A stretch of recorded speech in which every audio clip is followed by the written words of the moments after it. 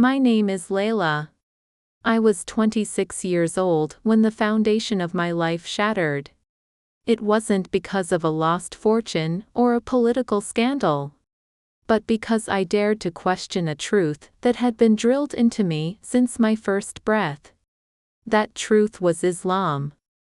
And the question led me to a love that cost me everything.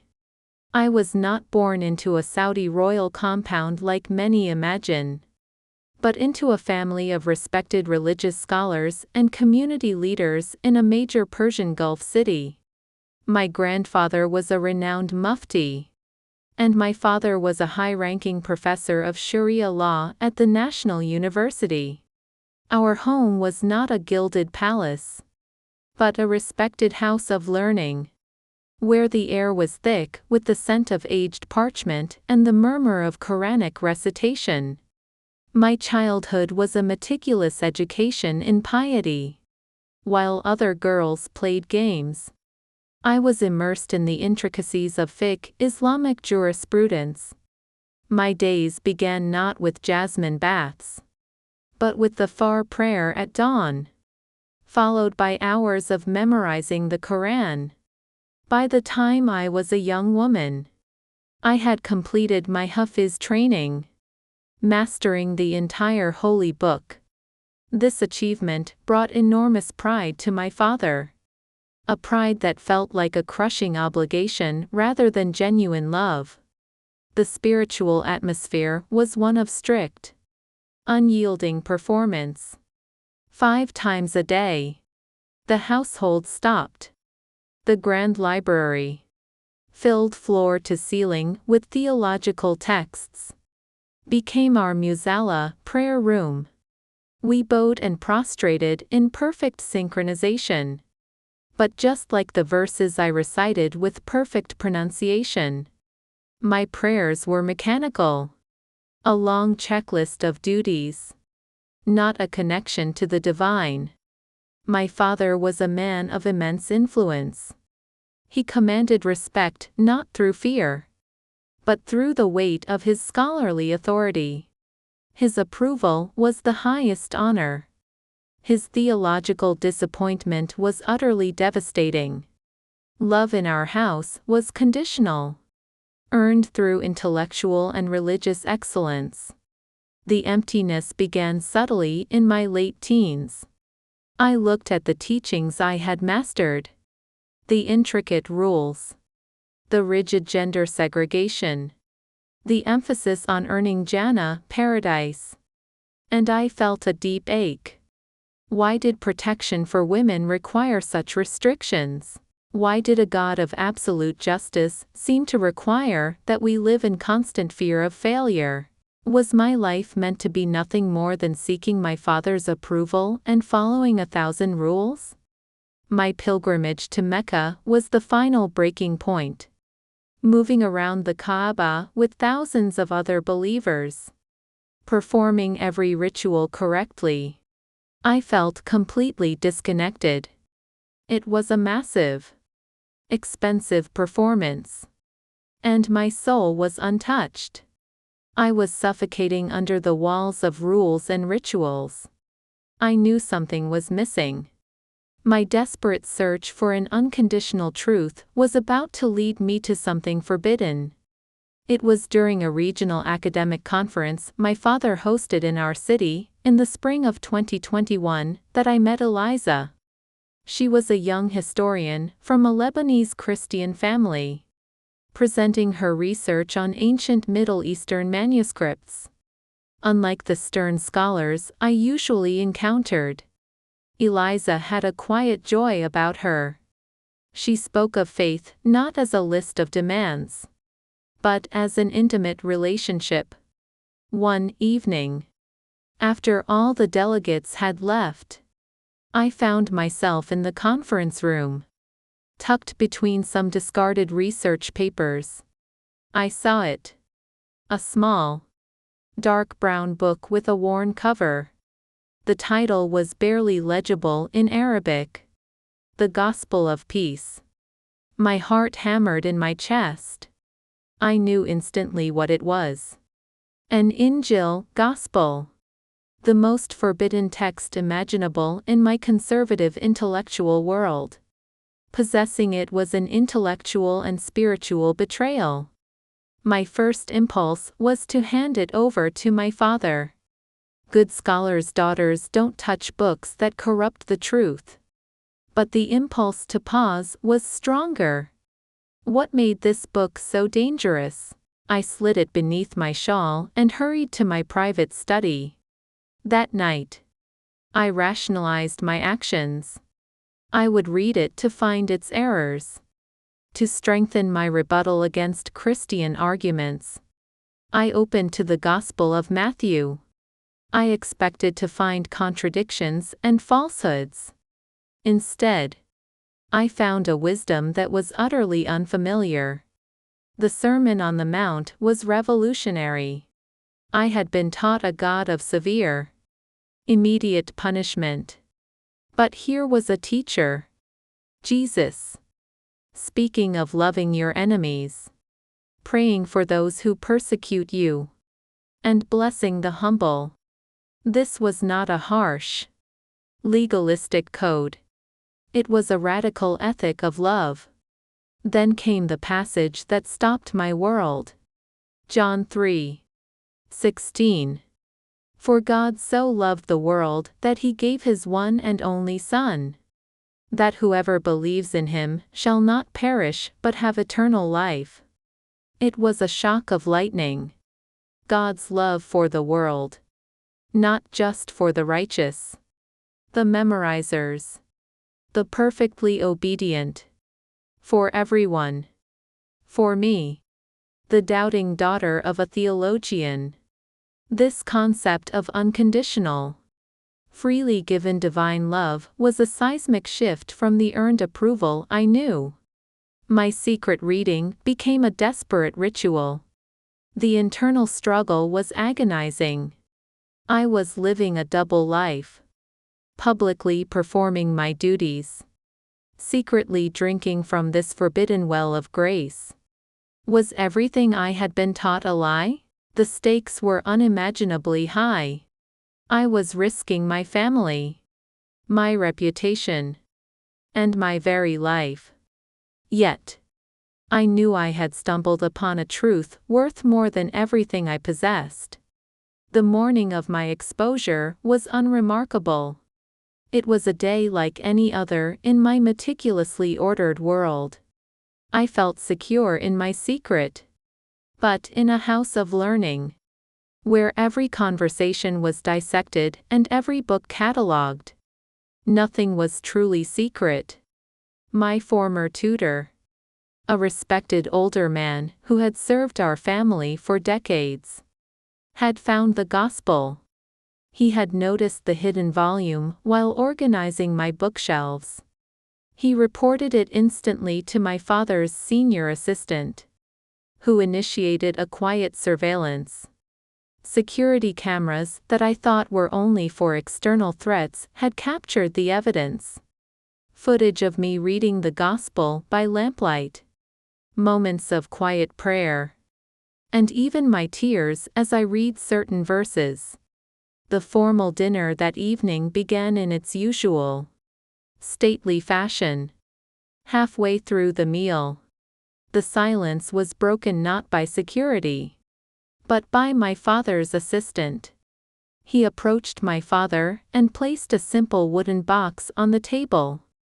In the box lay the gospel of peace, along with printed screenshots of the surveillance footage. The color drained from my mother's face. My older brothers stopped their discussion of university politics. But it was my father's expression. The blend of scholarly rage, personal betrayal, and professional shame that froze my soul. Explain this theological corruption, he demanded, his voice a low, terrifying whisper. How could I explain months of spiritual hunger? How could I articulate the grace of Christ to a man who believed questioning tradition was apostasy? I remained silent. The family council convened immediately. My uncles and other influential scholars gathered in the main lecture hall, a room where I had once been praised for my academic achievements. The forbidden gospel lay open on the musnad, cushioned seat beside my father. The security images displayed on the overhead projector. They spoke of me as if I were already dead, labeling my actions a shame on the entire lineage and quoting verses on the punishment for ridda, apostasy. Finally, my father delivered his ultimatum with the cold precision of a judge. You have 48 hours to publicly denounce this Christian fiction. Burn this book and reaffirm your faith in the purity of Islam. If you refuse, you will be stripped of your name, your inheritance, and your identity. You will leave this house and be dead to us. Choose your family, or choose that book. 48 hours to choose between the only world I had ever known and the unconditional love I had discovered. In my room, guarded and isolated, I read Jesus's words about counting the cost of discipleship. The irony was painful. I was facing the exact test he described. I spent those hours alternating between desperate prayer and reading the comfort of the Gospels. As dawn broke on the second day, I read from Matthew 10. Anyone who loves their father or mother more than me is not worthy of me. I understood with shattering clarity. Turning back meant living a comfortable lie. I made my final choice. When my father summoned me to his study, I looked him in the eye. Father, I have found a peace and purpose in following Jesus Christ that no religious law or worldly honor can provide. I cannot turn back from the truth I have found. The silence that followed was broken by my father's harsh, official reading of the prepared document. Layla bint Professor, father's name. He began, using my full name for the last time. You are hereby stripped of your name, your right to the family legacy, and all privileges of this household. The public shaming took place in the courtyard, witnessed by the staff who had known me since birth. My entire material existence was legally erased. I was given 30 minutes to pack one small, simple bag. I packed basic clothing, a few toiletries, and the worn gospel. The most devastating moment was my mother's quiet, tearful plea. Why? My daughter? Why would you choose a book over us? When the heavy iron gate of my home closed behind me, I had no passport, no bank account, and less than $100 in cash. I had gone from a life of intellectual privilege to utter destitution in a single moment. That first night, I slept on a thin, hard bench in a distant, public park. The scholar's daughter, who had never experienced hardship, now learned what it meant to be cold, frightened, and utterly alone. My health rapidly deteriorated. The careful nutrition I had enjoyed was replaced by cheap bread and water. For 4 months, I wandered the spiritual and physical wilderness. I took on odd, manual jobs, anything to survive. My hands, once skilled only at turning the pages of ancient texts, became rough and calloused. My gospel was my only companion. The loneliness was crushing. I wrestled with doubt. Was this truly a divine calling? Or just a rebellious impulse? One bitterly cold evening in late December, suffering from a high fever and a persistent cough, I was turned away from a packed, minimal shelter. I collapsed on the steps outside. My body finally gave up. I ended up at the local government hospital's emergency room, shivering with fever. Without insurance or ID, I was placed in the back of the waiting area. In that moment of absolute despair, surrounded by the sounds of suffering, I cried out with the most honest prayer of my life. Jesus, if you are real, if I have not made the biggest mistake of my life, please help me.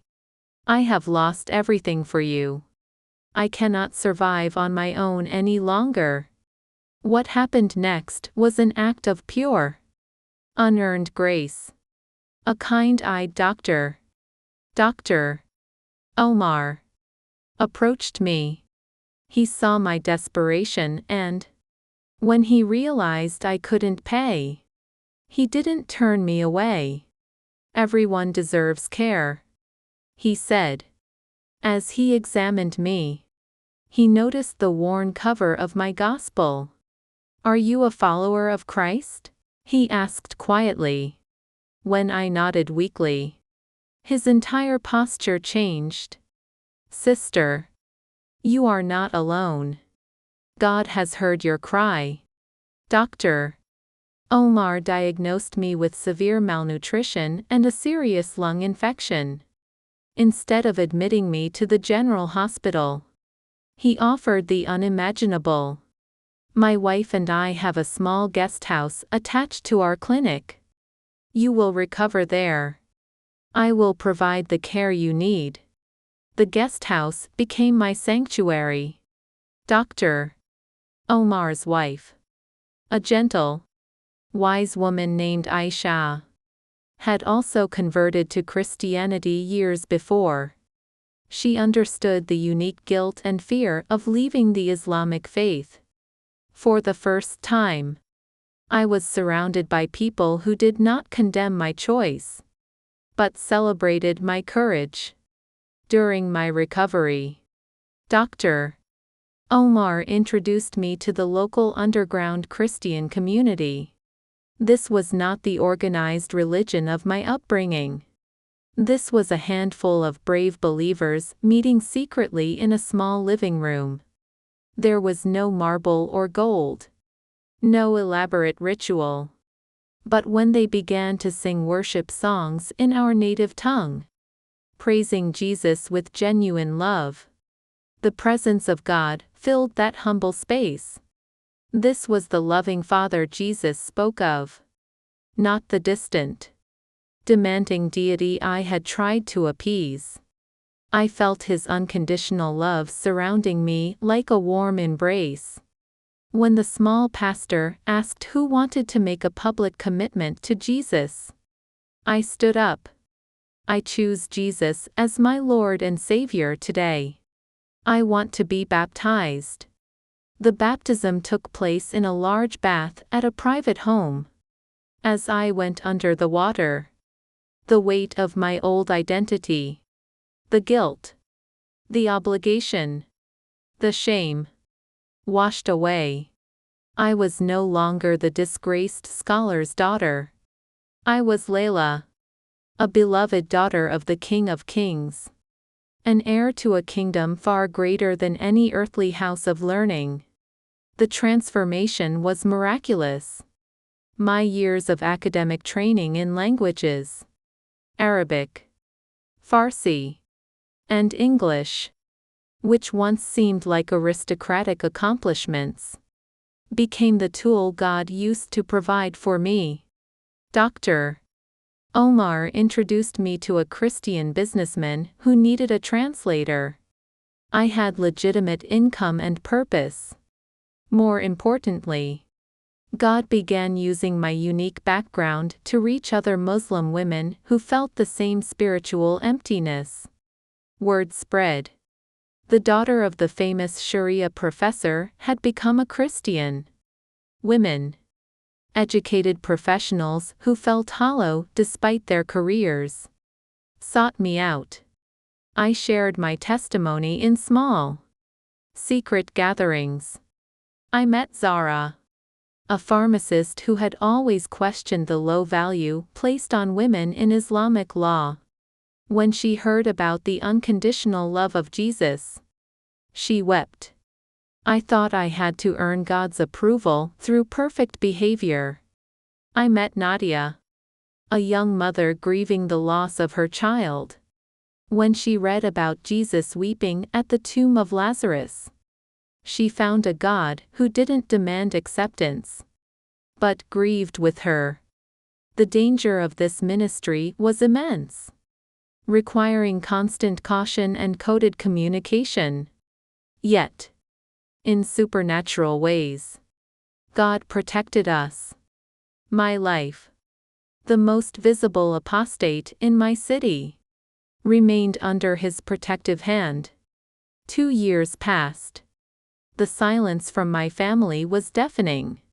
Yet, I continued to pray for them, sensing a stirring in the heart of my younger sister, Samira. Then, the breakthrough. Through a distant acquaintance, a message arrived. Samira wanted to meet. We met at a secluded tea house. Samira wore a modest veil to ensure secrecy. She looked older, burdened. Layla, she whispered, I need to know why you threw away everything for this Jesus. For 2 hours, I explained the hollowness of rules and the overwhelming power of Christ's unconditional love. As our time ended, she made the request that nearly broke me. Can you give me a copy of the Gospel? I want to read it for myself. I placed my own worn, treasured Gospel into her hands. Read it with an open heart, Samira. Ask Jesus to reveal Himself to you. I lost my earthly identity and a life of comfort. I gained a divine citizenship. I am no longer the daughter of a renowned professor. I am Layla, beloved daughter of the Most High God. And that identity is worth more than all the ancient texts and worldly honor this world could ever offer.